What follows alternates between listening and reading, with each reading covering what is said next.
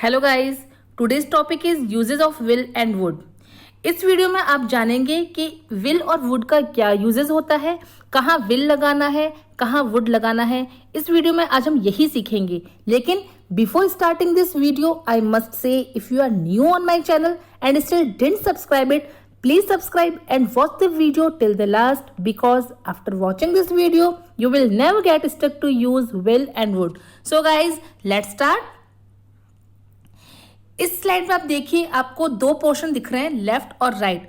देखिए left portion में आप देख सकते हैं present and past, and right में फ्यूचर। एक चीज और मैं आपको यहाँ बताना चाहूंगी कि यहाँ पे मैंने 3 कैटेगरीज रखी है, simple, continuous and perfect.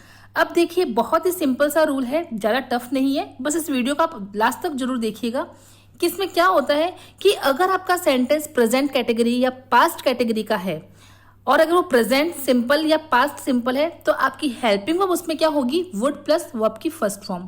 Clear? इसी तरीके से अगर आपका टेंस प्रेजेंट कॉन्टिन्यूस या पास्ट कॉन्टिन्यूस में है तो आपको would be plus verb first form plus ING ये आपको लगाना होगा।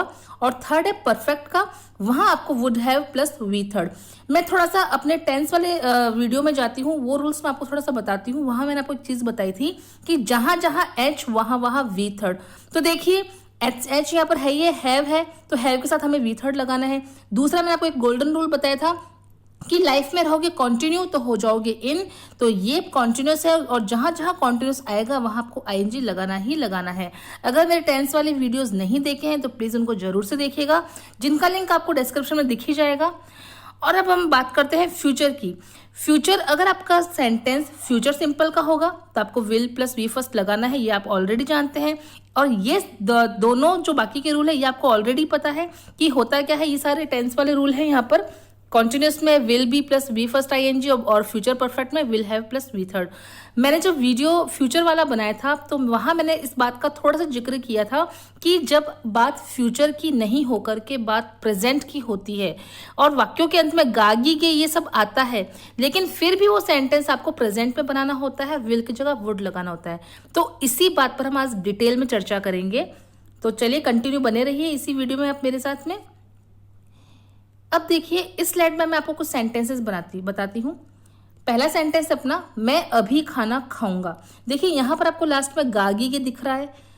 अब यहाँ गागी के का मतलब ये फ्यूचर नहीं है। एक चीज मैं आपको इन शॉर्ट बताना चाहूंगी कि बहुत से लोग ऐसे हैं कि हिंदी टू इंग्लिश करने की कोशिश करते हैं, जहां वर्ड टू वर्ड हिंदी को इंग्लिश में ट्रांसलेट किया जाता है, तो वहां अक्सर ऐसी गलती होती है, आपकी इंग्लिश गलत बनती है। इसीलिए मैं हमेशा ये कहती हूँ कि आप रूल्स को क्रैम मत कीजिए, ताती ते गागी गे इन पर विश्वास मत कीजिए। आपको करना क्या है, सिचुएशन पर फोकस कीजिए। सिचुएशन क्या है, सिचुएशन के अकॉर्डिंग अगर आप सेंटेंस बनाएंगे तो आपकी इंग्लिश कभी भी पुअर या कभी भी रॉन्ग नहीं रहेगी। अब देखिए जैसे कि यहीं पर हम बात करते हैं, यहाँ पे गागी गे है। अब सेकंड वाला जो सेंटेंस देखिए, यहाँ पर ता है, तिहे ते है, जो सब लोग पढ़ाते हैं। तो इस वाक्य में आप देखो ता लास्ट में आ रहा है, तो क्या ये प्रेजेंट सिंपल टेंस है? ये प्रेजेंट सिंपल टेंस नहीं है, ये पास्ट कैटेगरी का सेंटेंस है। इसी तरीके से अब जो हम पढ़ते हैं गागी के, वो वाला रूल इस वाले सेंटेंस में तो लागू हो जाएगा। मैं खाना खाऊंगा, आई विल ईट फूड या आई विल हैव फूड, ठीक है। लेकिन ये गागी के वाला क्या ये यहाँ पे लागू होगा? यहाँ पे लागू नहीं होगा। इसीलिए प्लीज प्रॉपर हिंदी टू आप इंग्लिश नहीं सीखिए, जहां हिंदी की जरूरत होती है वहां आप हिंदी को यूज कीजिए। अदरवाइज आप according to situation make your sentence. So please हम लोग फर्स्ट सेंटेंस की बात करते हैं, मैं अभी खाना खाऊंगा। अब देखिए यहाँ से अगर मैं अभी को हटा देती हूँ, अगर मैं अभी को क्रॉस कर देती हूँ तो सेंटेंस बनता है मैं खाना खाऊंगा। अगर सेंटेंस मैं खाना खाऊंगा होता तो डेफिनेटली आपका सेंटेंस बनता आई विल हैव फूड, बिल्कुल करेक्ट होता। लेकिन अब यहाँ पर हमने अभी रखा है तो सेंटेंस क्या होगा, मैं अभी खाना खाऊंगा। इट मीन ये सेंटेंस फ्यूचर कैटेगरी का नहीं है, ये प्रेजेंट कैटेगरी का है। प्रेजेंट कॉन्टिन्यूस भी कह सकते हैं और प्रेजेंट कैटेगरी भी कह सकते हैं। मैं अभी खाना खाऊंगा दिस टाइम, तो वहां पर आपको ऐसी सिचुएशन में विल की जगह आपको लगाना चाहिए वुड। Is it clear? अब सेंटेंस आप देखेंगे वुड के साथ मैंने हैव लगाया है, तो यहाँ पर ये हैव हेल्पिंग वर्ब नहीं है, यहाँ पर हैव मैंने लगाया है ईट की जगह। अब देखिए हैव और ईट के बीच में आपको स्लैश दिख रहा है, यानी कि आप हैव यूज कर सकते हैं या ईट यूज कर सकते हैं। और मैं आपको ये बोलूंगी कि अब आप ईट को स्किप कीजिए, क्योंकि आजकल इंग्लिश में हैव का इस्तेमाल ज़्यादा किया जाता है, तो आपको सेंटेंस बनाना चाहिए आई would have food right now, मैं अभी खाना खाऊंगा। और जो सेंटेंस में वुड है तो obviously you have to use verbs first form. Is it clear? Next है मैं उस वक्त खाना खाता। अब देखिए वाक्य के अंत में ता है, ती है, ते है जरूर है, लेकिन ये सेंटेंस प्रेजेंट सिंपल कैटेगरी का नहीं है, ये पास्ट कैटेगरी का है, क्योंकि यहाँ पर जो टाइम वर्ड है उस वक्त आपको बता रहा है कि सेंटेंस पास्ट कैटेगरी का है। मैं उस वक्त खाना खाता, उस वक्त मैं खाना खाता, अभी नहीं। यानी कि we have to use would in this sentence, so sentence will be I would have food that time, and you can say I would eat food that time. And third sentence is मैं खाना खाऊंगा. Yes, this sentence is in future simple tense and sentence will be I will have food, और आप ये भी कह सकते हैं I will eat food, लेकिन बेटर ऑप्शन ये रहेगा I will have food. Next हम बात करते हैं वह अभी फुटबॉल खेल रहा होगा। अब ये जो स्लाइड है यहाँ पे जो आपको सेंटेंसेस दिख रहे हैं ये कौन से कैटेगरी के हैं? ये है कॉन्टिन्यूस कैटेगरीज के, क्योंकि मैंने आपको बताया रखा है कि प्रॉपर वर्ड टू वर्ड आपको हिंदी टू इंग्लिश नहीं सीखना है, बस कुछ चीज़ों का ध्यान रखो। यहाँ पर रहा होगा, रहा यहाँ पे आ रहा है, इसका मतलब ये सेंटेंस कॉन्टिन्यूस कैटेगरी में है। अब देखिए रहा होगा, अब ये रहा होगा तो ये क्या फ्यूचर कॉन्टिन्यूस कैटेगरी का है? नो, क्योंकि यहाँ पर सेंटेंस आप देख सकते हैं अभी, अभी टाइम वर्ड डिनोट कर रहा है कि ये प्रेजेंट कैटेगरी का सेंटेंस है। तो मैं आपको फिर बता रही हूं कि अगर आपका सेंटेंस प्रेजेंट या पास्ट कैटेगरी का होगा तो आपको विल की जगह वुड यूज करना है। You have to use would rather than will if your sentence is in present and past category. So the sentence will be he would be playing football this time.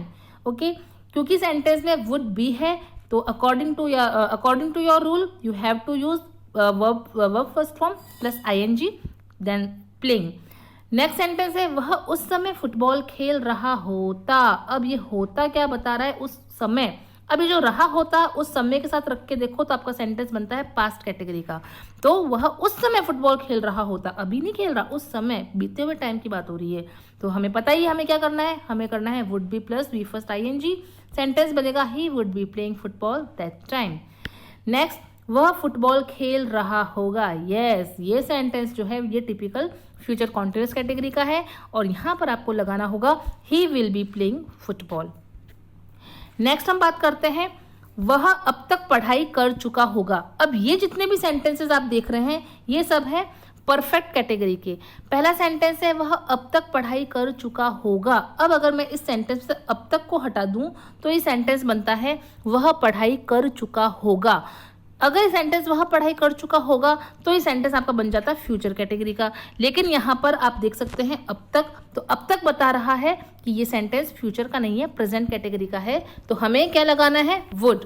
और जहाँ ये sentence perfect बन जाता है तो would के साथ में आपको लगा देना है हैव। देखिए दोबारा मैं आपको बात बताऊंगी, अगर ये कॉन्टिन्यूअस कैटेगरी का होता है तो वुड बी बनेगा और परफेक्ट कैटेगरी का होगा तो वुड हैव बनेगा और सिंपल रहेगा तो केवल वुड प्लस वी फर्स्ट रहेगा। अब वह पढ़ाई कर चुका होगा, he would have studied by now। अब तक के लिए अब तक की इंग्लिश होती है by now, जहाँ जहाँ एच वहाँ वहाँ V third. So studied studies third form studied.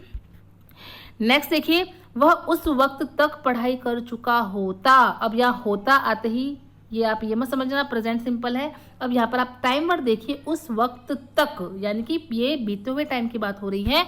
वह उस समय तक पढ़ाई कर चुका होता हमें बता रहा है कि ये पास्ट परफेक्ट कैटेगरी का है। तो हमें क्या लगाना है?